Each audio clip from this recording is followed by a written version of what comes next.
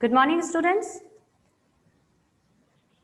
आज की क्लास का टॉपिक था आपका सोशल रिसर्च। हमने कल पढ़ा था कि social research, types of social research, है ना। सामाजिक अनुसंधान के प्रकार कौन कौन से हैं। तो कितने प्रकार आपने को बताए थे? एक ही प्रकार हमने पढ़ा था और वो था आपका अन्वेषणात्मक अथवा निरूपणात्मक शोध। अन्वेषणात्मक अथवा निरूपणात्मक शोध में हमने पढ़ा था कि जब किसी भी समस्या के लिए उसका अध्ययन किया जाता है, उसके कारणों का अध्ययन किया जाता है, जब ये देखा जाता है कि उस समस्या के पीछे रीजन क्या है, तो उस शोध को निरूपणात्मक अथवा अन्वेषणात्मक शोध कहते हैं। ये जो शब्द है अपने आप में ही अपने आप को क्लियर करता है। अन्वेषण यानी कि खोज करना, और खोज किसकी करनी है? तो उससे रिलेटेड, उस घटना या उस समस्या से संबंधित जितनी भी समस्याएं हैं या उस घटना के पीछे के जितने भी रीजन या कारण हैं, उनकी खोज करना ही अन्वेषणात्मक शोध है। जब हम देखते हैं कि किशोरों की समस्याएं क्या हैं, या वर्तमान में युवा पीढ़ी तनाव में क्यों है, या वर्तमान में नेताओं की समस्याएं क्या है, विभिन्न जनजातियों की समस्याएं क्या है, या किसी समाज विशेष की समस्याएं क्या है, तो उसके लिए हम अन्वेषणात्मक शोध को काम में लेते हैं। उसकी सफलता के लिए किन किन चरणों से गुजरना पड़ता है या किन नियमों का पालन करना पड़ता है, ये भी हमने कल पढ़ लिया था। अभी नेक्स्ट जो आपका आता है वो है वर्णनात्मक शोध, यानी डिस्क्रिप्टिव रिसर्च। ठीक है, अब हमें ये देखना है कि वर्णनात्मक शोध क्या है। वर्णनात्मक, इसके नाम से ही स्पष्ट है, वर्णन करना। ठीक है, जब हम अनुसंधान करते हैं तो अलग अलग बातों को लेकर अनुसंधान करते हैं। हर विद्वान का अनुसंधान करने का जो उद्देश्य होता है वो अलग होता है। कुछ विद्वानों को अनुसंधान केवल इसलिए करना है क्योंकि वो नवीन ज्ञान प्राप्त करना चाहते हैं, और कुछ लोग अनुसंधान इसीलिए कर रहे हैं क्योंकि वो पुराने सिद्धांतों का परीक्षण करना चाहते हैं। तो शोध किसके लिए किया जा रहा है उसके आधार पर उसका नामकरण किया जाता है। अब अगर किसी समस्या, कोई भी सामाजिक घटना अगर घटित हुई है, तो उसके बारे में अगर कुछ लिखा नहीं गया या उसके बारे में कोई डिस्क्रिप्शन नहीं किया गया कि ये घटना कब हुई, कैसे हुई, कहाँ हुई, क्यों हुई, उसके पीछे क्या क्या रीजंस थे, तो ऐसी किसी घटना का अध्ययन जब किया जाता है तो उस समय जो शोध काम में लिया जाता है वो आपका वर्णनात्मक शोध कहलाता है। क्यों? क्योंकि उसमें पूरी घटना का वर्णन होता है,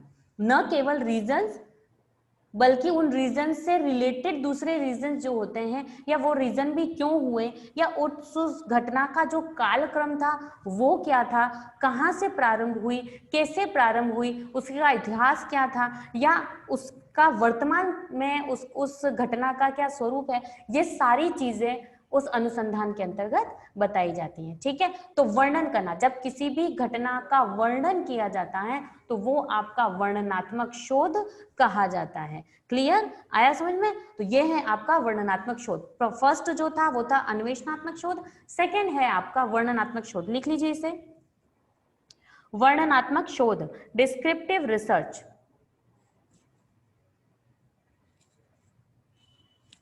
वर्णनात्मक शोध देखिए इसमें डैश करके, वर्णनात्मक शोध एक ऐसा शोध है, वर्णनात्मक शोध एक ऐसा शोध है जिसका उद्देश्य, वर्णनात्मक शोध एक ऐसा शोध है जिसका उद्देश्य विषय या समस्या के संबंध में, विषय या समस्या के संबंध में यथार्थ या वास्तविक तथ्यों को, यथार्थ या वास्तविक तथ्यों को एकत्रित करके, यथार्थ या वास्तविक तथ्यों को एकत्रित करके उनके आधार पर एक विवरण प्रस्तुत करना है। उनके आधार पर एक विवरण प्रस्तुत करना है। ठीक है, मतलब कोई भी ऐसी घटना या कोई भी समाज या कोई भी जाति या कोई भी समुदाय जिसका कभी अध्ययन नहीं किया गया, जिसके बारे में कोई जानकारी या कोई विवरण नहीं लिखा गया, तो उसके लिए जब अध्ययन किया जाता है तो वो अध्ययन आपके वर्णनात्मक अध्ययन के अंतर्गत या वर्णनात्मक शोध के अंतर्गत आएगा। ठीक है, नेक्स्ट लिखिए इसी में, सामाजिक जीवन में कई ऐसे पक्ष होते हैं, सामाजिक जीवन में कई ऐसे पक्ष होते हैं जिनका अध्ययन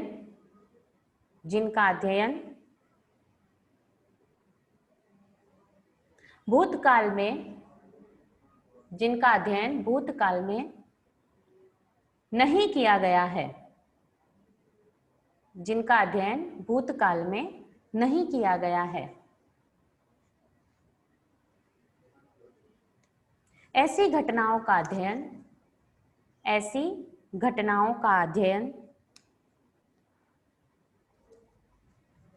इसी शोध के द्वारा किया जाता है। ऐसी घटनाओं का अध्ययन इसी शोध के द्वारा किया जाता है।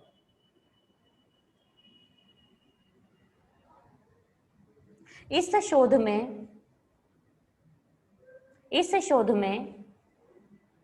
मुख्य रूप से इस बात पर जोर दिया जाता है, इस शोध में मुख्य रूप से इस बात पर जोर दिया जाता है कि विषय से संबंधित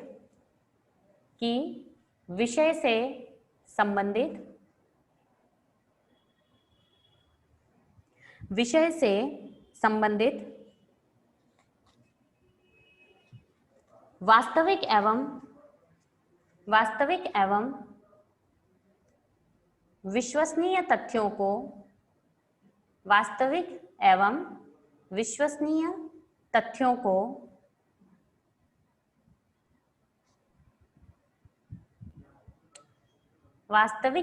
विश्वसनीय तथ्यों को एकत्रित किया जा सके,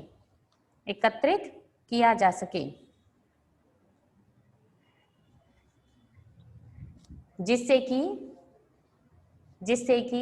वह अध्ययन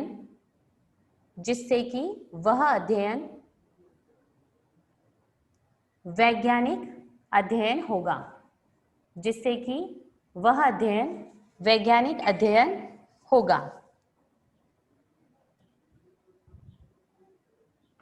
ठीक है, ये था आपका वर्णनात्मक शोध। अब इस वर्णनात्मक शोध के सफल संचालन के लिए क्या करना आवश्यक है, जैसे हमने कल पढ़ा था ना कि अन्वेषणात्मक अध्ययन के लिए क्या क्या होना आवश्यक है, वैसे ही वर्णनात्मक शोध के लिए क्या क्या होना आवश्यक है। देखो बच्चों, वर्णनात्मक शोध की आवश्यकता अगर पड़ी है तो क्यों पड़ी, हम रिसर्च तो कर रहे थे, बहुत तरह के रिसर्च कर रहे थे, हमने जो निरूपणात्मक किया, अन्वेषणात्मक किया, उसके अलावा भी हम प्रयोगात्मक भी करते हैं, परीक्षणात्मक भी करते हैं, मूल्यांकनात्मक भी करते हैं। तो इतने सारे शोध में अगर हम ये देखें कि वर्णनात्मक शोध क्या काम आ रहा है, क्योंकि वर्णनात्मक शोध के द्वारा ना तो आप केवल रीजंस पर ध्यान दे रहे हैं और ना ही केवल उन रीजंस को सोल्व आउट करने के पीछे ध्यान दे रहे हैं, इसमें केवल आप डिस्क्रिप्शन कर रहे हैं, मतलब एक विवरण प्रस्तुत कर रहे हैं उस घटना का या उस जाति का या उस समाज का या समुदाय का, समूह का, किसी का भी। ठीक है, तो हम ये देखते हैं कि जब ये किया जा रहा है, तो ये अध्ययन अगर किया जा रहा है तो इससे हमें फायदा क्या है। ठीक है, तो ये फायदा ये है कि जब हम किसी भी जाति के बारे में, किसी भी जाति को आगे लाना चाहते हैं या ये जानना चाहते हैं कि ये जाति पिछड़ी हुई क्यों है,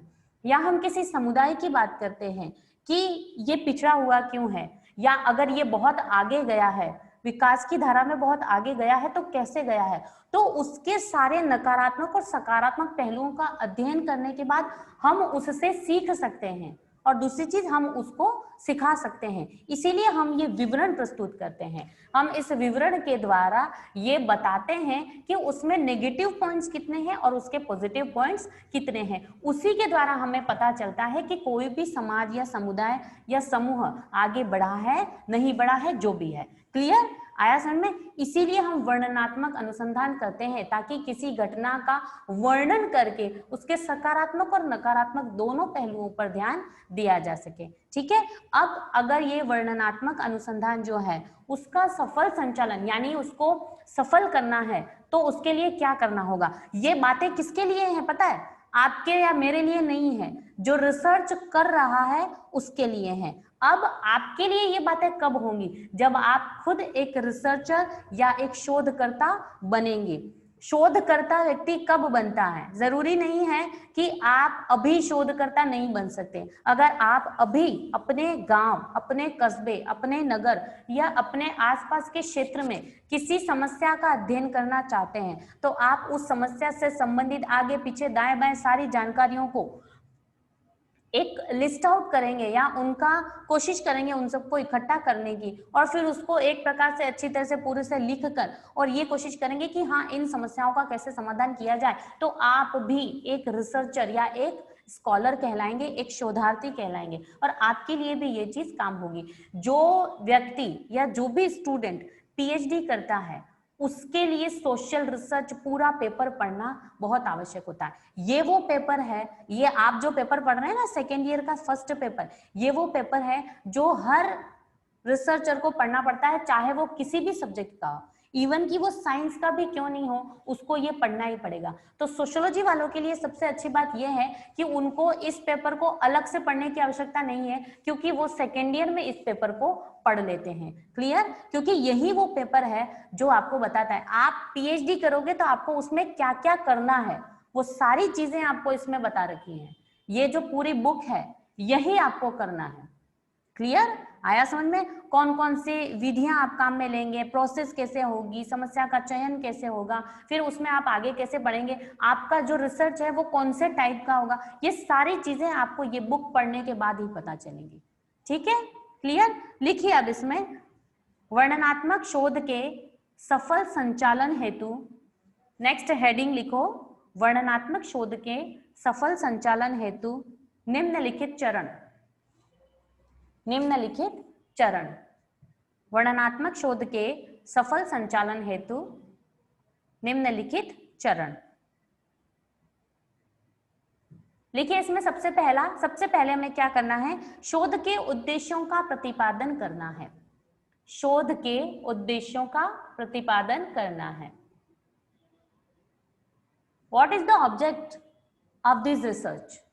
ठीक है, हम जो ये वर्णनात्मक शोध कर रहे हैं उसका मेन उद्देश्य क्या है, ये हमें देखना। क्लियर? तो वो मेन उद्देश्य हमें पहले वहां पर अपने आप को और जो भी उसे पढ़ेगा उसके लिए वहां पर आपको पहले नोटिस करवाना होगा कि आपका ऑब्जेक्ट क्या है ये अनुसंधान करने का। नेक्स्ट सेकंड लिखिए, तथ्य संकलन की प्रविधियों का चुनाव। तथ्य संकलन की प्रविधियों का चुनाव।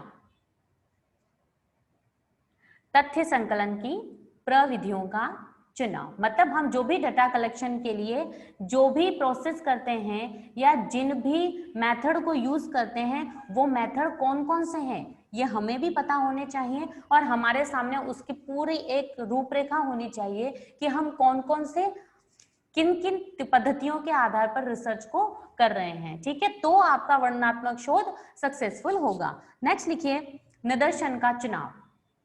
निदर्शन का चुनाव। निदर्शन का चुनाव। अब निदर्शन क्या होता है? इस निदर्शन एक प्रकार का मेथड है। ठीक है, पूरा एक मेथड है निदर्शन पद्धति जिसको हम आगे पढ़ेंगे, लेकिन अभी मैं आपको शॉर्ट में बता देती हूँ कि निदर्शन क्या होता है। निदर्शन को इंग्लिश में बोलते हैं सैम्पलिंग। Sampling method. अब सैम्पलिंग मेथड क्या है? बिल्कुल इजी कॉन्सेप्ट है। अगर हम दाल या चावल बॉईल करने के लिए रखते हैं, ठीक है, तो दाल या चावल जब बॉईल करने के लिए रखते हैं तो वो जब वो बॉईल हो जाते हैं तो हम उसको चेक करते हैं। कैसे चेक करते हैं? कुछ दाने उठाते हैं और उसको ऐसे मैश करते हैं। अगर वो अच्छे से मैश हो गए मतलब कि वो हो गए बॉईल, पक गए, वो पक गए। अब वो जो निष्कर्ष है कि पक गए वो किस पर लगाया आपने? वो पूरे सभी चावलों पर लगाया। ठीक है, अगर आपने चावल या दाल बॉईल करने के लिए रखे हैं और आप उसमें टेस्ट करना चाहते हैं कि ये पके या नहीं पके, तो आप पूरे चावल एक साथ ऐसे मैश करके नहीं देखेंगे, आप केवल 2 दाने निकालेंगे और उसे ऐसे मैश करके देखेंगे, और उन 2 दानों के ऊपर आपने निष्कर्ष करने के जो निष्कर्ष निकाला है कि हाँ पक गए, वो पक गए, इसलिए केवल वो 2 दाने नहीं पके, वो आपके पूरे के पूरे चावल पक गए। क्लियर? मतलब समग्र में से कुछ को प्रतिनिधित्व के रूप में चुनना, उसके ऊपर परीक्षण करना, और जो निष्कर्ष निकलता है वो जब समग्र पर लागू किया जाता है उसे कहते हैं निदर्शन। ठीक है, मतलब कुछ को जो आपने चुना वो आपका सैंपलिंग है। जब आप अनुसंधान करते हैं तो आप किसी सोसाइटी का, किसी इंस्टीट्यूट का, या किसी कास्ट का, या किसी क्लास का, किसी वर्ग का अगर अध्ययन करते हैं तो वहां पर ऐसा नहीं है कि 100 बच्चे हैं तो पूरे 100 बच्चों का अध्ययन करो।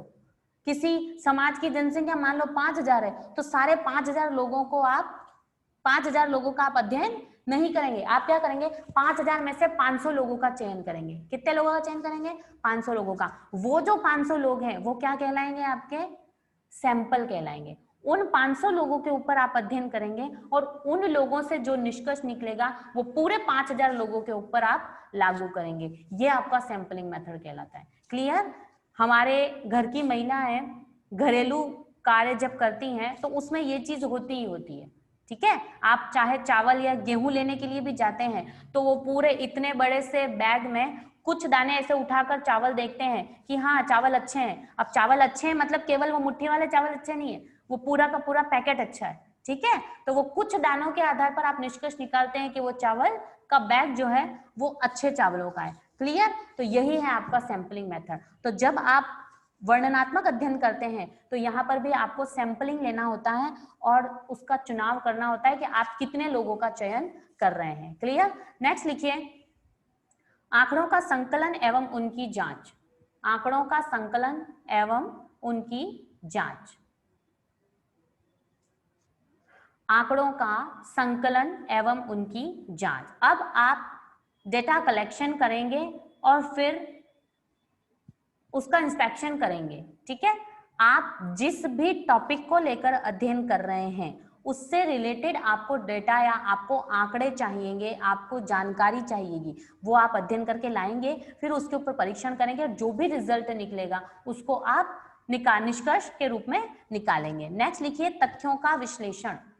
तथ्यों का विश्लेषण, जितने भी फैक्ट्स आपने निकाले हैं, जो भी डेटा आप लेके आए हैं उसका एनालिसिस करना जरूरी है। आप घर पर आकर जब सारे डेटास को पढ़ेंगे तो उसको अच्छे से पढ़ने के बाद आपको समझ में आएगा कि वास्तविकता क्या है, चाहे वो किसी घटना से संबंधित हो, किसी समाज से संबंधित हो, या किसी भी वर्ग से संबंधित हो। नेक्स्ट लास्ट में लिख लीजिए, अगला पॉइंट है आपका प्रतिवेदन का प्रस्तुतिकरण। यानी लास्ट में आप रिपोर्ट जो सामने रखेंगे ना वो प्रतिवेदन का प्रस्तुतिकरण कहलाएगा। क्लियर? प्रतिवेदन का प्रस्तुतिकरण। प्रतिवेदन का प्रस्तुतिकरण।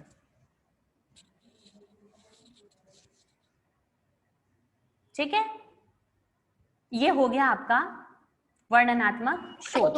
लास्ट में आपने प्रतिवेदन का प्रस्तुतिकरण किया, और प्रतिवेदन का प्रस्तुतिकरण क्या है पता है? लास्ट में एक रिपोर्ट जब आप यूज करते हैं, आपने पूरे टाइम स्टार्ट से लगाकर लास्ट तक आपने क्या क्या चीजें की, वो आपके प्रतिवेदन का प्रस्तुतिकरण कहलाता है। मतलब आप लास्ट में एक रिपोर्ट तैयार करते हैं कि आपने कहाँ से शुरू किया और कहाँ पर आकर खत्म किया। यही चीज आपकी क्या कहलाती है? प्रतिवेदन का प्रस्तुतिकरण। ठीक है, क्लियर? ये था आपका वर्णनात्मक शोध। ठीक है, शोध आपका अन्वेषणात्मक, सेकंड है आपका वर्णनात्मक। थर्ड लिखिए, परीक्षणात्मक अथवा प्रयोगात्मक शोध। सोनिया आपका माइक ऑफ करो।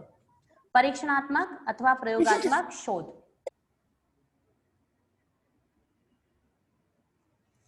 परीक्षणात्मक अथवा प्रयोगात्मक शोध। अब ये जो रिसर्च है एक्सपेरिमेंटल रिसर्च, ये कहाँ होते हैं? Experimental research most of science में होते हैं, यानी कि विज्ञान में एक्सपेरिमेंट करते हैं ना। एक्सपेरिमेंट रिसर्च को आप बिल्कुल इजी वे में अगर समझना चाहते हैं तो 2 चर लिए जाते हैं, एक के ऊपर नियंत्रण किया जाता है और दूसरे को स्वतंत्र छोड़ा जाता है। ठीक है, वो जो नियंत्रित चर है उसके ऊपर हम ध्यान रखते हैं और दूसरा जो स्वतंत्र चर है उसको हम नोटिस करते हैं कि हाँ इसमें क्या परिवर्तन हो रहा है। इस नियंत्रित चर का इस स्वतंत्र चर के ऊपर क्या प्रभाव पड़ रहा है उसका अध्ययन हम प्रयोगात्मक में करते हैं। अगर इजीली आप समझना चाहें तो अभी कोरोना की वैक्सीन रेडी की जा रही है, कर रहे हैं ना, कोरोना के लिए वैक्सीन रेडी किया जा रहा है, कोशिश कर रहे हैं कि इसके लिए दवाई बन जाए, जिससे कि हम लोग जो आज जिस प्रॉब्लम में हैं या जिस समस्या में हैं, चाहे वो सामाजिक हो, आर्थिक हो, राजनीतिक हो, एजुकेशनल हो, मतलब शैक्षणिक हो, हर प्रकार की समस्या से हम उबर जाएंगे अगर ये वैक्सीन सही ढंग से तैयार हो जाती है। तो अभी क्या चल रहा है, इसका एक्सपेरिमेंट चल रहा है। क्या चल रहा है भाविक, रात को सो जाया कर तो नींद नहीं आएगी, आया समझ में? ठीक है, एक्सपेरिमेंट का मतलब होता है आप प्रयोग करते हैं, दो अलग अलग जानवर लेते हैं और उन जानवरों के ऊपर उस दवाई का एक्सपेरिमेंट करते हैं कि क्या उससे कोई साइड इफेक्ट तो नहीं हुआ।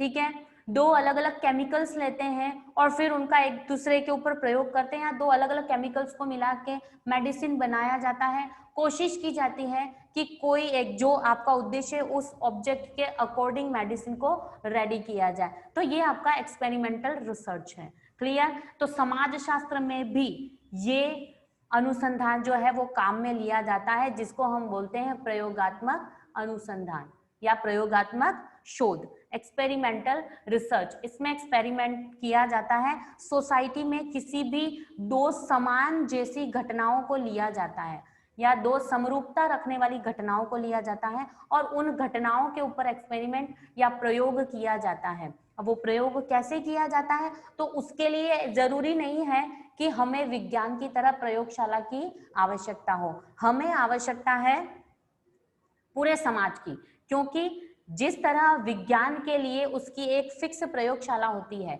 समाज शास्त्र को किसी अलग से प्रयोगशाला की आवश्यकता नहीं है। पूरा की पूरा समाज जो है, पूरी की पूरी सोसाइटी जो है, वो ही आपके लिए प्रयोगशाला है। क्लियर? आया समझ में? तो यहाँ पर जो एक्सपेरिमेंट होते हैं, दो अलग तरह की घटनाएं लेते हैं, दो समान रूप की घटनाएं लेते हैं और फिर उन सभी घटनाओं का एक दूसरे के ऊपर क्या प्रभाव पड़ता है, क्या असर पड़ता है, किस रीजन से किस घटना के ऊपर प्रभाव पड़ता है, ये सारी चीजें वहां पर देखी जाती हैं। और इस तरह का जो निष्कर्ष निकलता है वो प्रयोगात्मक अनुसंधान के द्वारा निकाला हुआ निष्कर्ष होता है। क्लियर? लिखिए इसमें आगे, इसे व्याख्यात्मक शोध के नाम से भी पुकारते हैं। इसे व्याख्यात्मक शोध के नाम से भी पुकारते हैं।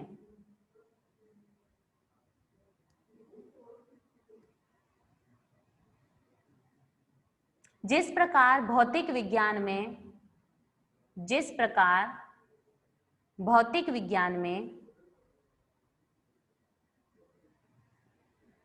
विषय को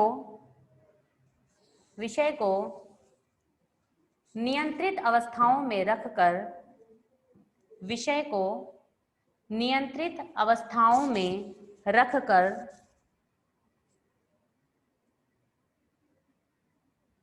उसका अध्ययन किया जाता है। विषय को नियंत्रित अवस्थाओं में रखकर उसका अध्ययन किया जाता है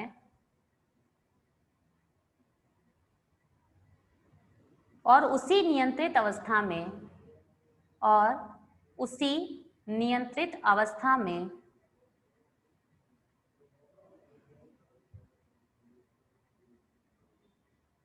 उसका परीक्षण और अवलोकन किया जाता है। उसका परीक्षण और अवलोकन किया जाता है। इस प्रकार इस शोध में सामाजिक घटनाओं के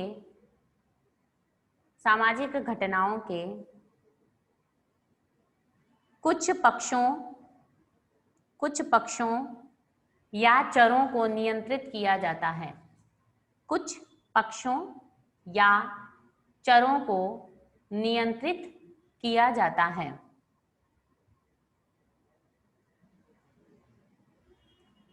और कुछ चरों को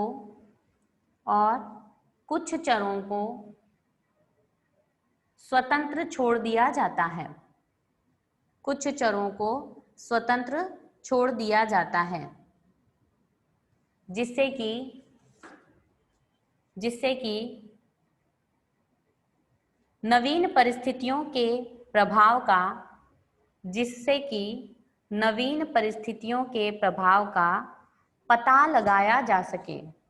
जिससे कि नवीन परिस्थितियों के प्रभाव का पता लगाया जा सके।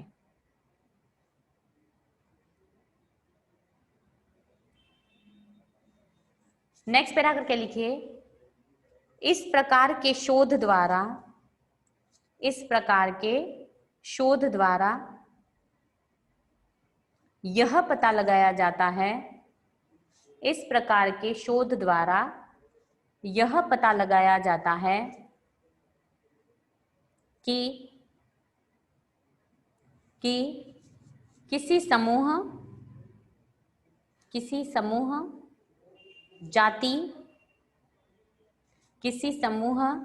जाति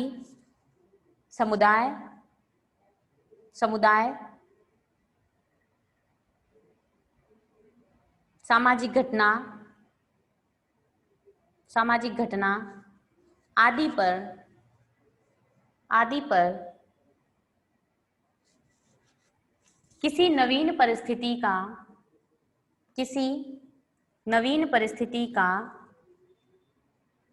क्या प्रभाव पड़ता है।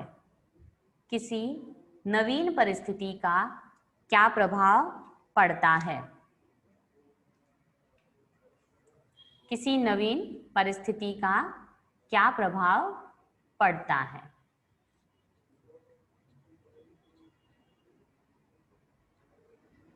ठीक है, यह है आपका प्रयोगात्मक शोध। प्रयोग अपने आप में स्पष्ट करता है, प्रैक्टिकल करना, ठीक है, एक्सपेरिमेंट करना, प्रयोग करना, उपयोग करना, करके देखना। जब तक आप किसी भी कार्य को खुद नहीं करते तब तक आप उसे उतना अच्छे से नहीं सीखेंगे जितना आप केवल सुन रहे हैं। ठीक है, तो आप जब प्रयोग शब्द का यूज करते हैं तो अपने आप में प्रयोग बताता है कि प्रयोग के अंदर दो चरों का यूज किया जाएगा, जिसमें एक चर को स्वतंत्र रखा जाएगा और एक चर को बांध दिया जाएगा, जिसको निश्चित परिस्थितियों में रखा जाएगा और देखा जाएगा कि नवीन परिस्थितियों का प्रभाव क्या पड़ता है। ठीक है, देखिए एक्सपेरिमेंटल के हिसाब से एक डॉक्टर ने एक मेढक के ऊपर रिसर्च किया था। उसने ये रिसर्च किया, अब आप मुझे ये बताना कि उस डॉक्टर ने जो रिसर्च किया उसका निष्कर्ष क्या निकला। पहले उसने एक मेढक को बिठाया बेंच पर, फिर उसने ऐसे जोर से लकड़ी से आवाज की पास में, तो जोर से आवाज आई तो मेढक उछला। ठीक है, फिर सुनाई दे रही है सबको मेरी आवाज? उसके बाद उसने क्या किया, मेढक की एक टांग काट दी। उसके बाद उसने दूसरी बार ऐसे मेज के ऊपर लकड़ी बजाई, तो अब मेढक के पास में 3 पैर थे तो वो 3 पैर से उछला। उसके बाद उसकी दूसरी पैर फिर काट दिया, अब उसके पास 2 ही पैर बचे थे। उसने फिर लकड़ी बजाई, फिर भी वो थोड़ी हिम्मत करके 2 पैर से थोड़ा सा कूदा। तीसरी बार में उसने उसकी तीसरी टांग भी काट दी, फिर बेंच पे बजाया। फिर मेढक एक टांग से भी जितनी उसकी क्षमता थी उसके हिसाब से वो थोड़ा सा हिला, उछल तो नहीं पाया, थोड़ा सा हिला। उसके बाद में उसने उसकी चौथी टांग भी काट दी। उसके बाद उसने फिर बेंच पे बजाया। क्या लगता है आपको, मेढक उछला होगा? उछला होगा कि नहीं उछला होगा? हाँ, उछला होगा? नहीं उछल पाया क्योंकि उसके चारों टांगे कट चुकी थी। अब जो साइंटिस्ट था उसने निष्कर्ष निकाला कि मेढक के जो कान हैं वो उसकी टांगों में होते हैं। क्योंकि उसके पैर कट गए तो मेढक को अब सुनाई नहीं दे रहा है, इसलिए मेढक उछला नहीं। ये उसने निष्कर्ष निकाला। तो क्या उसका सही निष्कर्ष था ये? माइक ऑन करो और जवाब दो।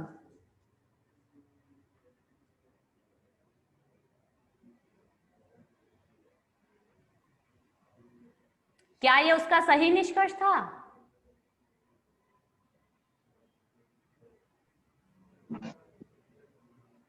नहीं। नहीं, क्यों?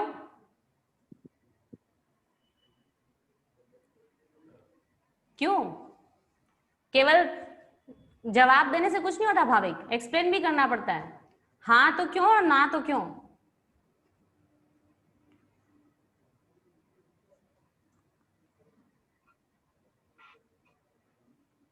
क्यों पढ़ रहे हो तुम?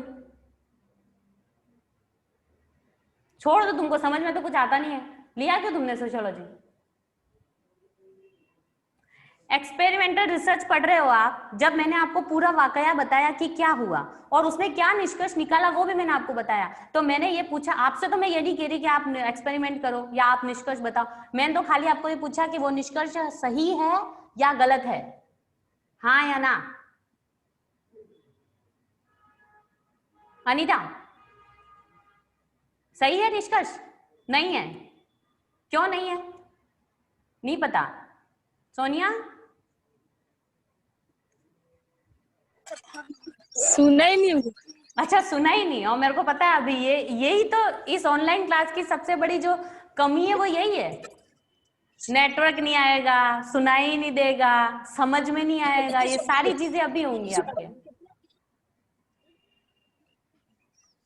अब मेरे इस क्लास में मेरे सामने होते तब तो मैं डंडा लेके तुमको पूछती, अब यहाँ तो डंडा लेने से रही। हाँ, खुश हो जाओ तुम।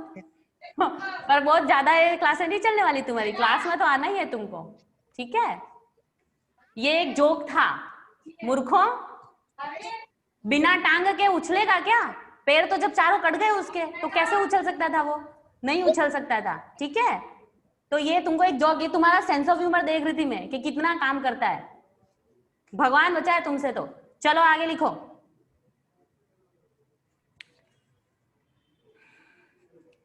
नेक्स्ट आता है आपका प्योर रिसर्च, विशुद्ध शोध। नेक्स्ट लिखिए विशुद्ध शोध।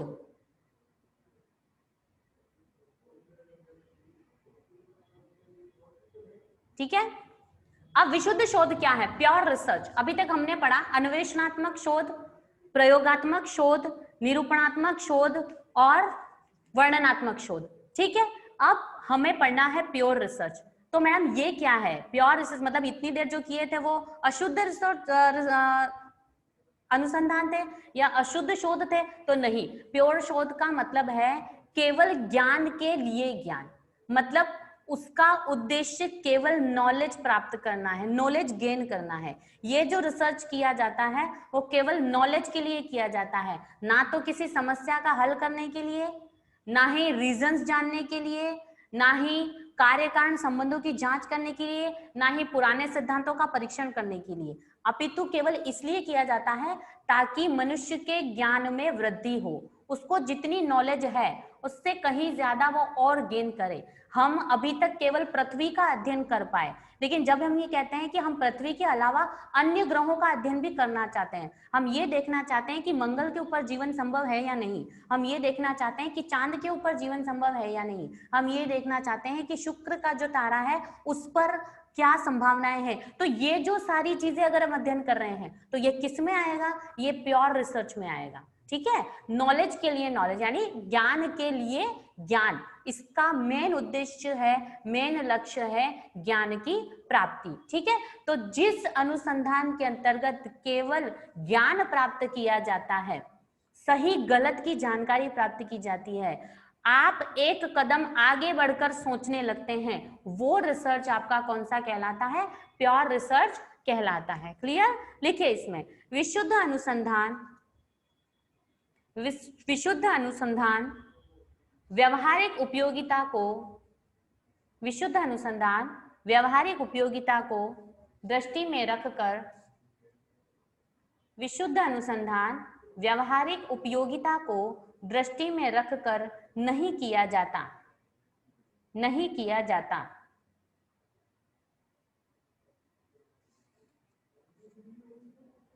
विशुद्ध शोध, विशुद्ध शोध ज्ञान के लिए ज्ञान के लक्ष्य को, विशुद्ध शोध ज्ञान के लिए ज्ञान के लक्ष्य को,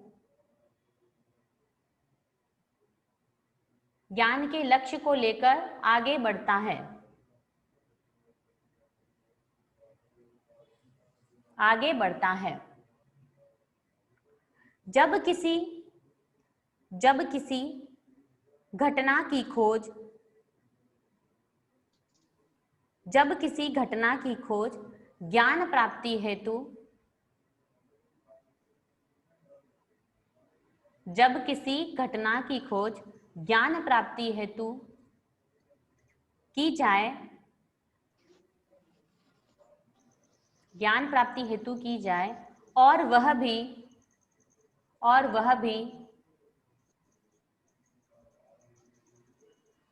वैज्ञानिक एवं तटस्थ दृष्टिकोण से, वैज्ञानिक एवं तटस्थ दृष्टिकोण से, तो उसे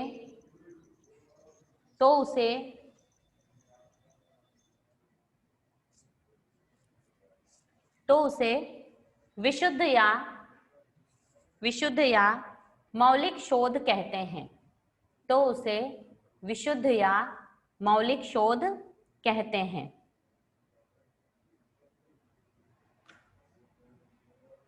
विशुद्ध शोध का लक्ष्य, विशुद्ध शोध का लक्ष्य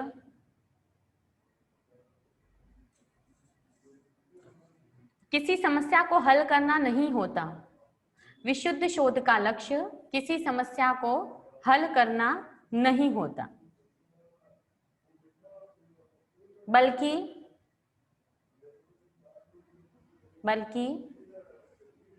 मौजूदा ज्ञान में, मौजूदा मतलब जो मौजूद है, जो ज्ञान हमारे पास है, बल्कि मौजूदा ज्ञान में वृद्धि करना होता है। मौजूदा ज्ञान में वृद्धि करना होता है।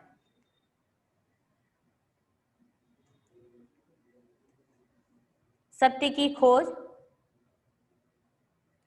खोज, रहस्यों को जानने की इच्छा,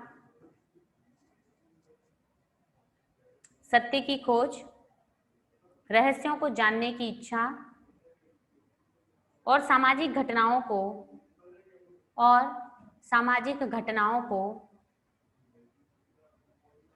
समझने की लालसा ही, सामाजिक घटनाओं को समझने की लालसा ही विशुद्ध शोध का लक्ष्य है। विशुद्ध शोध का लक्ष्य है। ठीक है, ये था आपका प्योर रिसर्च, विशुद्ध शोध। ठीक है, अभी तक हमने 4 रिसर्च पढ़ लिए हैं। नेक्स्ट रिसर्च हम कल पढ़ेंगे। यहां तक किसी को कुछ समझ में नहीं आया हो तो पूछ सकते हो। नेक्स्ट हमको कल पढ़ना है अप्लाइड रिसर्च, यानी कि व्यावहारिक शोध। यहाँ तक किसी को कुछ समझ में नहीं आया तो पूछ सकते हो।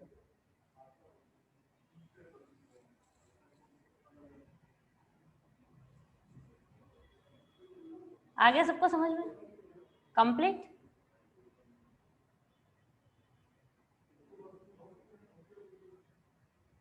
चलिए ठीक है, कल मिलते हैं 12 बजे। ठीक है, okay, thank you so much, good day to all.